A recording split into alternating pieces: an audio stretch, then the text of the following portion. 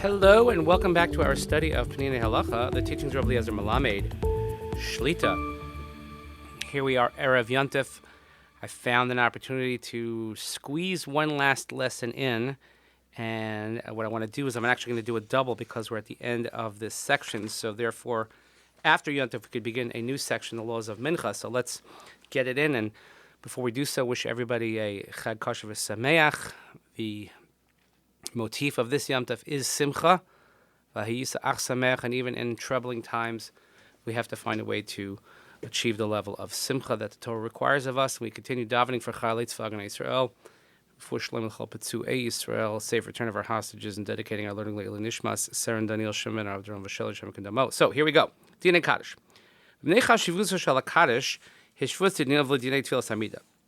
Because of the importance of Kaddish, so Chazal put them on the same level as the Amida, as the Shmona Esrei. Lefichach Umar Kaddish tzarich lamod. Therefore, somebody who's reciting Kaddish has to stand up.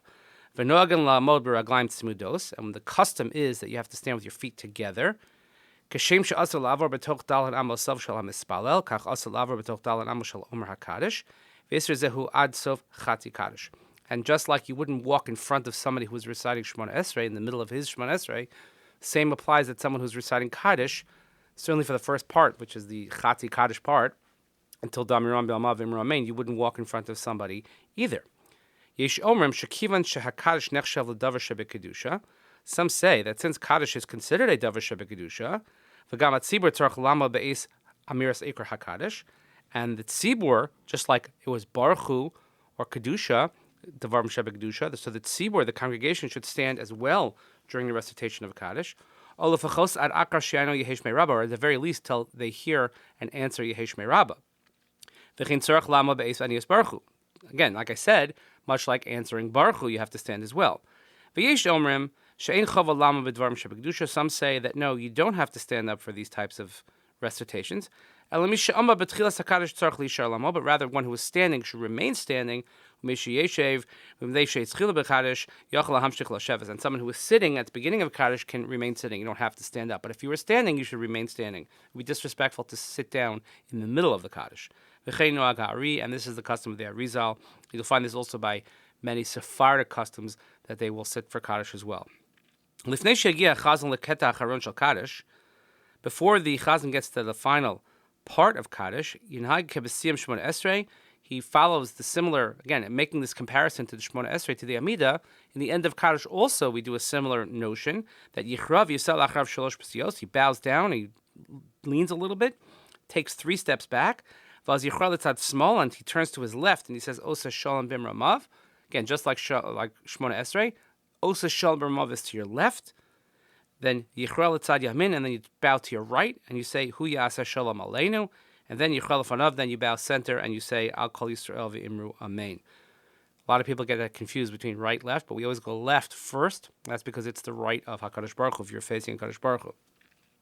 Yesh Noagin, Shechazan Korei Ma'at B'chol Makom Sho'on Macharav Amen, and some have the custom that whenever you're saying Kaddish, whether you're the Chazan or just saying Kaddish, you should bow every time you say Amen, a little bit. V'yesh Shekorim Makom Sachirim, V'yesh She'en Karma, and some have all different types of customs. Some don't bow at all, some bow many times when they say each word. Again, whatever your custom is. There are a number of different customs when it comes to answering Yehesh Me'Rabba. We say Yehesh Me'Rabba Mavarach Le'olam L'Mei. That's Ashkenaz, Yemenite.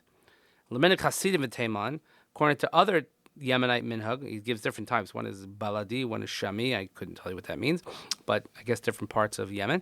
And according to Hasidim, they say Yehesh Me'Rabba Mavarach L'Olam Maya Yisbarach. Uleminik Sfardim Mamshichin Lomar Ad Damiram Be'alma. In a Sephardic custom, they say the entire line afterwards until Damiram Be'alma. V'od Hevdel Sha'achar Brichu Hashkenazim On Brichu. When we say Kudsha Brichu, we say answer Brichu, and Sephardim Misha Hispik La'asayim Adamirim Ba'ama On Amen, because they're saying the whole paragraph with them. They just say Amen. Misha Lo Hispik La'asayim Lo Yana Al Brichu. But if they didn't get to that part yet and the Chazan is already there, then they don't say anything. But you'll hear often when people say Brichu, they'll answer Amen, and now you know why. Keshayana Amen Yehesh Me'Rabba Yafsik Ben Amen Lehesh Me'Rabba. When you say Amen, it's not one sentence Amen Yehesh Me'Rabba. It's Amen, comma, pause. Yehei Shmei Rabbah, because the Amen is answering what was previously recited, and Yehei Shmei Rabbah who Shevach B'fnei Atzmo, and the line of Yehei Shmei Rabbah is a line in and of itself. Wonderful notes here, but a little bit beyond our scope. But again, it's important to understand the importance of answering properly Yehei Shmei Rabbah, etc. Let's look at the last chapter at Yud Beis, Kaddish Achar Limud. Achar Kol Limud Mitzvah Lomer Kaddish. After we finish learning, it's also a mitzvah to recite Kaddish. Im Lamdu Psukim Omrim Kaddish Yehei Shlama. If you said just Psukim and Tanakh, we say a regular, what we'll call mourner's Kaddish. So I'll give you a, for instance here, this is just my insertion here. Sometimes, let's say, there was no minyan at the beginning of davening, and the mourners missed the Kaddish at Baruch She'amar. And then the minyan, and we just went ahead, we went to Baruch, we waited for the minyan, and then the minyan came, so at the end of davening, we'll just add in a kapitel of Tehillim, one chapter of Tehillim, and say a mourner's Kaddish. That's this. But if you learn Torah Sheba'al Peh, Mishnah, Gemara, and the like, then you say Kaddish D'Rabbanan.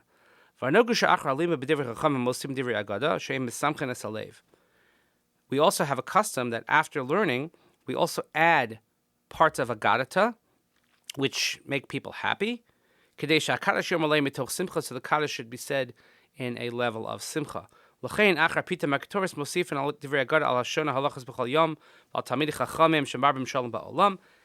that's why, even though we're saying Pita Makatoris, which has Mishnaic learning in there, it's Torah Sheba'al Peh, but we still add Kol Hashona Halachas B'chol Yom Miftach Lo Shu Ben Olam Haba. We have that nice line that anybody who learns a halacha every day is guaranteed to go to the world to come. Again, or Talmidei Chachamim Marbim Shalom Ba'olam. These nice lines that makes us feel happy. It's nice parts of learning that we could say the Kaddish and Simcha. And also, when we have regular learning, everybody knows that probably the line I've recited the most in my life, more than any other line perhaps, is Rabbi Chanani ben Akash says people think that's actually the phrase is Kaddish D'Rabbanan. I just say Yagdal Torah V'Yadir and then tell people to say Kaddish D'Rabbanan. But that's the same reason why we insert this line, and we're going to see exactly what Rav Malamed says about that.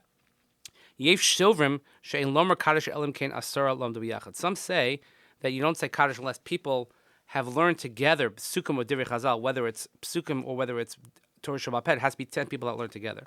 However, some say that if two people were learning, and as soon as they finish learning, let's say they're learning before the minyan, and then by the time they finish learning, the minyan shows up and there's 10 people there, so therefore, again, here we go. That's another reason why then, even if they didn't have a minyan while they were learning, and a minyan assembled afterwards, so therefore you insert this learning of Chanani ben Akasha Omer, and the Kivan Sha'asura Shem is Divrei Chazal Halalo, and since everybody has learned this and has heard this, Haresh Yeshem Asar Lomdim, Azay Yecholim Lomer Kaddish Choladeos, then according to all opinions, you can recite the Kaddish. V'chein Keshe Kaddish Achar Miras Psukim, Yom Atchil B'choram Shlosha Psukim V'achrim Yom Kaddish Choladeos. And the same thing applies if you're learning Psukim. Let's say people are just saying Tehillim, then you should say a few Psukim out loud when there's 10 people there, and then according to all opinions, certainly you can recite this Kaddish. But here we are, we finished this section, Perikov Gimel, Siyam Shachris and Dinei HaKaddish, and I want to take this opportunity to wish everybody a Chag Sameach. Here in the Northeast, remember to wear your jackets. Layer up tonight because it's a wee bit cold. I think we're getting down maybe in the 30s tonight. That's 30s Fahrenheit for Americans. And it's supposed to warm up hopefully the next couple of days. But regardless, our sukkahs are always warm because we have the feeling of family and of simcha and of Yom Tov. And throughout the course of the Yontif, make sure we enjoy, but please continue davening for Chalei Tzvagana Yisrael, Refuah Shalem L'chal Petuei Yisrael, safe return of our hostages. I think when we invite the Ushpizin into our sukkah, let's take a moment to think about those who are unable to go to the sukkah, either because they're being held hostage or those who are on the battlefield. Let's have them in mind. And we dedicate our learning Aleinu Nishmat, Sarah and Daniel Shemin, Rav Durham Vasheli. Again, let's think of all those families who are missing a loved one at their sukkah tables. So we thank you so much for listening. Hope you have a great time enjoying your Yontif, 1 day, 2 days, whatever it is that your custom is here in Israel. But we'll see you here next time. Chag Sameach.